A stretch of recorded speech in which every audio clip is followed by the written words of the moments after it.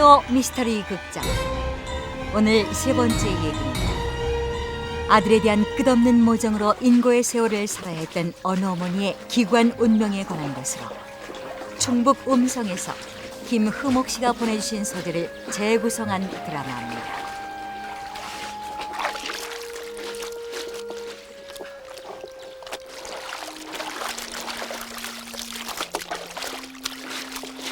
남편을 일찍 여인 정숙은 아들 준호를 의지해 이제 겨우 남편을 잃은 슬픔에서 벗어나고 있었습니다. 그러나 예기치 못했던 불길이 그녀를 또 다른 불행 속으로 몰아넣고 있었습니다.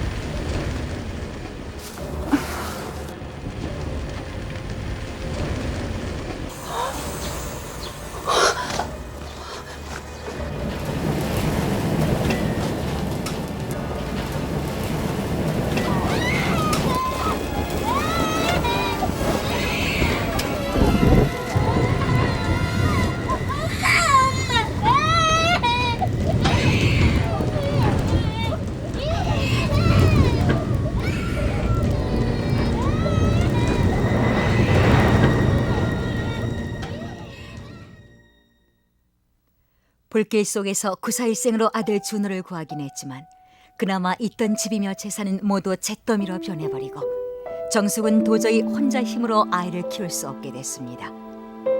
결국 그녀는 준호의 작은 집에 잠시 준호를 맡기게 됐던 것입니다.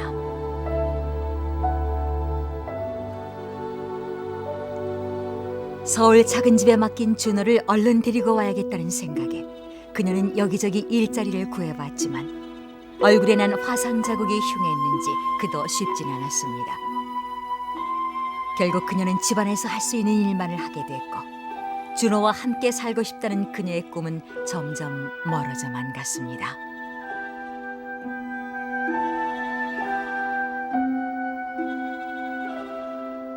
그렇게 무심히 세월은 흘러갔고 마침 아이가 없던 작은 집에서 준호는 어느덧 제법 철들 나이가 돼 있었습니다.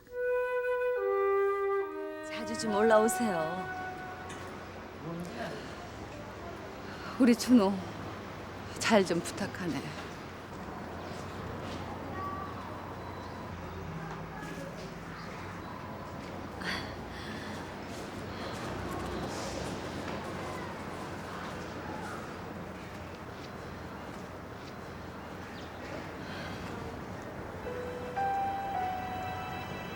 작은 엄마는 참 예뻐요.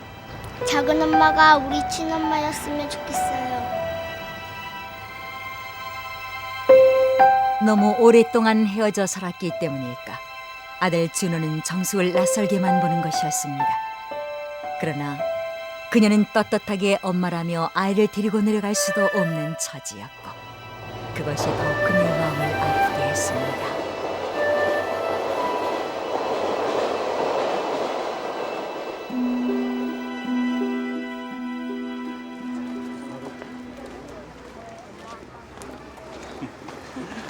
그리고 준호 덕분에 그냥 이런 인류중학교 앞에도 다 와보네. 글쎄 말이에요. 우리 준호 참 대견하죠? 다 작은아버지, 작은어머니 덕분입니다. 아니 형수님만세요. 화상으로 흉하게 일그러진 얼굴에 초라한 어머니. 아들 준호는 그런 어머니의 존재를 지워버리고 싶었던 것일까. 정숙은 차갑게 자신을 외면하고 가는 아들의 뒷모습을 그저 지켜볼 수밖에 없었습니다.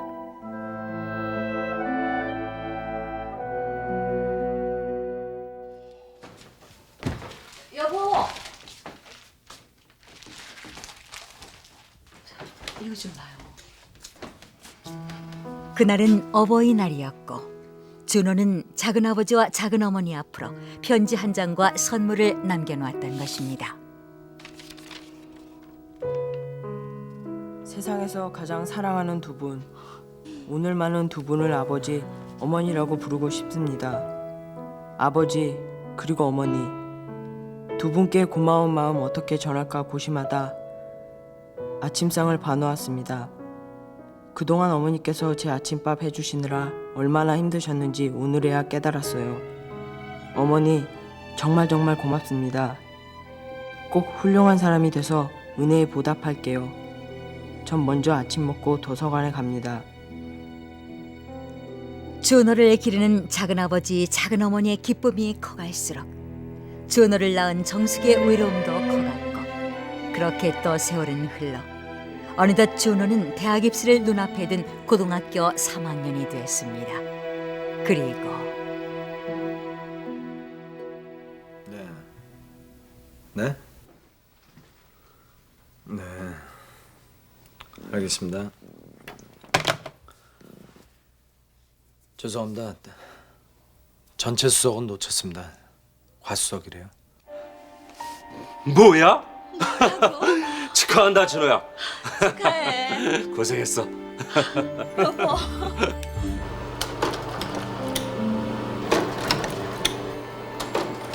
이것은 런캔서의 케이스로 이미 암세포가 준호는 의과대학에 그렇게 우수한 성적으로 입학을 했고, 학교 안에서 결혼을 약속한 연인도 만났습니다. 누구게? 연이.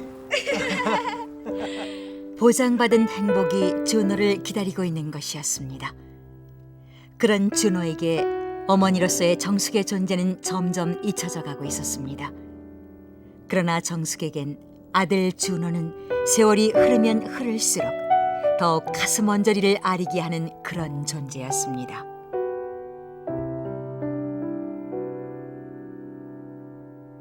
전문의가 된 걸 축하한다. 넥타이 하나 샀는데 마음에 들지 모르겠네. 고맙습니다.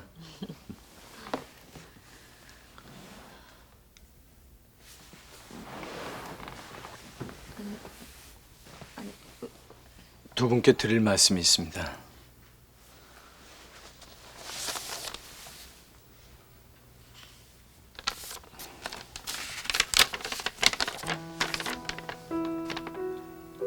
어머니, 아버지,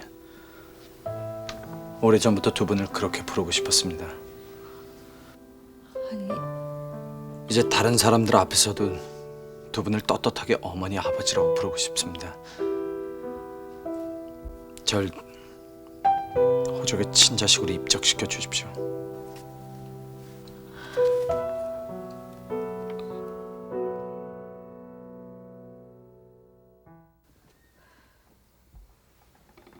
언젠간 그 녀석이 그러리라 생각했지만 형수님, 어떻게 우리가... 아니 그 무슨 말씀이세요? 저야 그렇게만 해주신다면 제 마음도 좋을 것 같아요.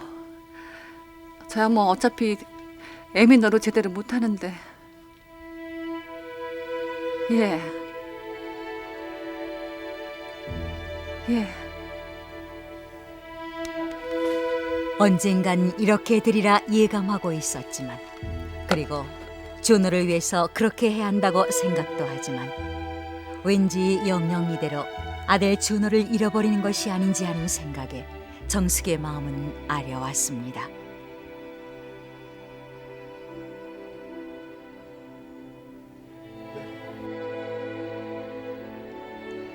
아들 준호에 대한 그리움을 애써 달래며 잠이 든 밤이면 늘 그랬듯이 정숙은 그날 밤도 자신과 준호의 운명을 갈라놓았던 그날의 꿈을 꿨습니다.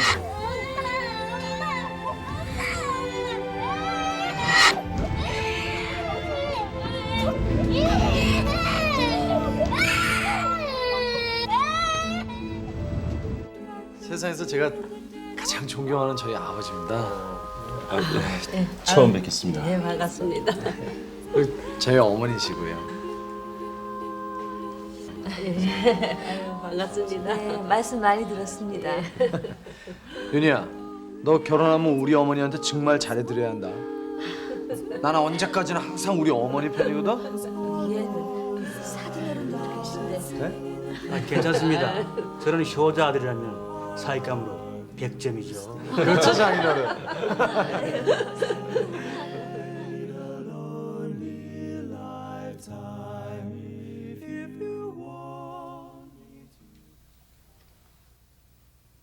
결혼도 얼마 안 남았는데 어머님한테 연락드려야지.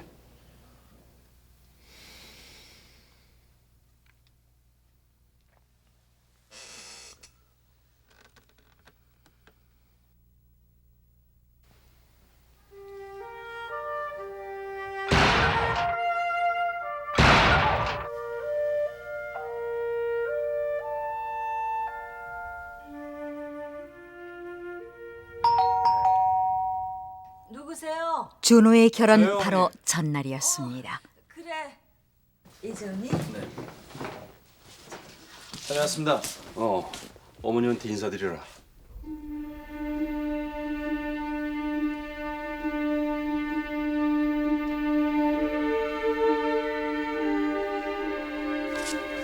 준호야.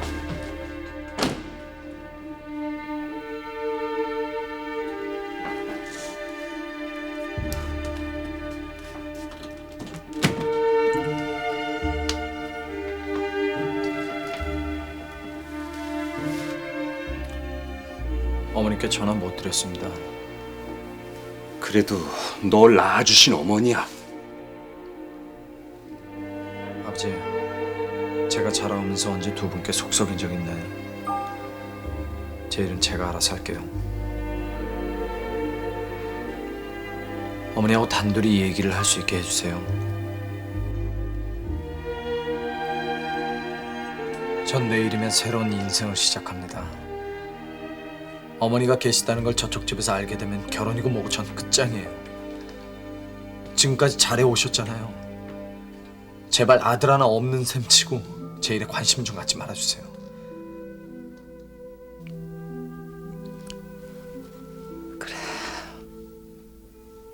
그럼아.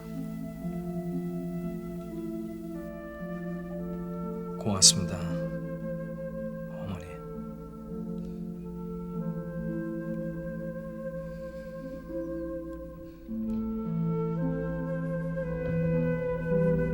세상에 어느 어머니가 자식이 그토록 바라는 것을 외면할 수 있을까? 정숙도 준호가 원하는 행복 그리고 앞날을 위해 결혼식을 보고 싶은 마음을 애써 뒤로 한 채 돌아섰던 것이었습니다.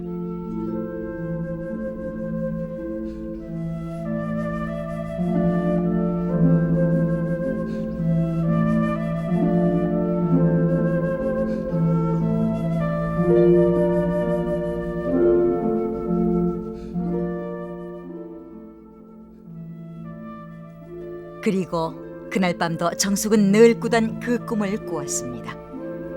그러나 늘 악몽이기만 했던 그 꿈이 오늘 밤만은 그렇지 않았습니다. 아들 준호는 그 죽음의 순간을 넘어 이젠 너무나도 환하게 웃고 있기 때문이었습니다.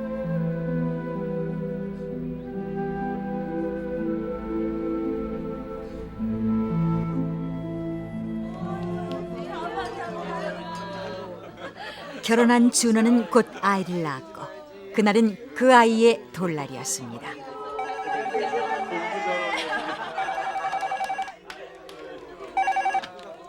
네, 하연웅입니다. 여보세요? 여보세요?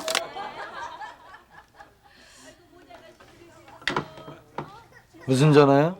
모르겠어요. 그냥 끊어버리는데요. 그래? 전화번호 좀 바꿔야 되겠어요. 이런 전화가 요즘 너무 자주 와요.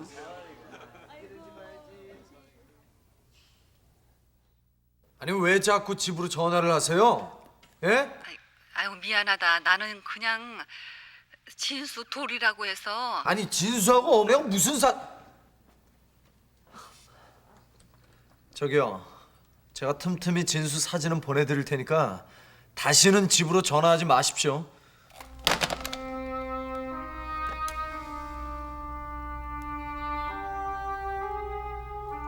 정숙은 준호가 가끔 보내주는 손자의 사진을 보며 그리움을 달래야만 했습니다. 그렇게 사진 속의 아이는 무럭무럭 자라났고 어느덧 정숙의 머리에도 백발이 그득해졌습니다.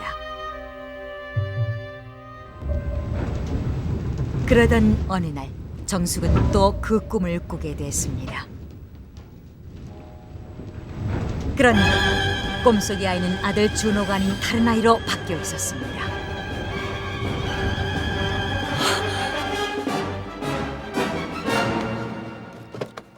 어디서 본 듯한 꿈속이요. 그것은 다름 아닌 사진 속의 손자의 모습이었던 것입니다.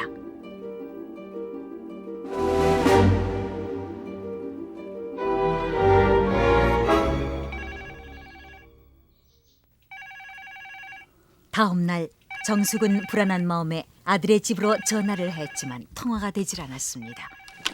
그런데 문득 네, 해화동입니다. 손자의 돌날 전화했을 때 며느리가 얘기했던 동네 이름이 생각났던 것입니다. 사진 한 장만을 들고 정숙은 무작정 그 동네로 가 아들의 집을 찾기 시작했습니다. 그러나 그 넓은 동네에서 아들의 집을 찾기란 쉽지 않은 일이었고 한참을 헤매던 정숙이 어느 집 앞을 지날 때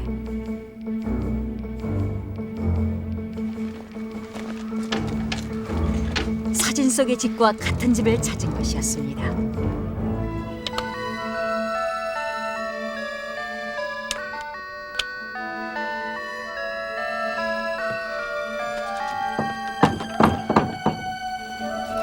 그녀는 인기척이 없는 집에 불이 난 것을 발견했고 전날 꾸었던 꿈처럼 거기에 손자가 혼자 있을 거란 확신이 들었습니다. 그리고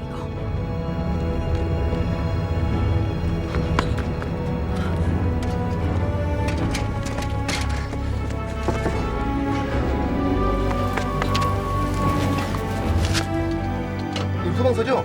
여기 불이 났는데요. 선생님, 전화 왔습니다. 고마워. 실례합니다. 여보세요? 네. 네? 아니, 뭐라고요? 여보, 아니, 어떻게 된 거야? 집을 잠깐 비운 사이에 집에 불이 났었나 봐요. 저 할머니가 우리 진수를 구해주셨대요.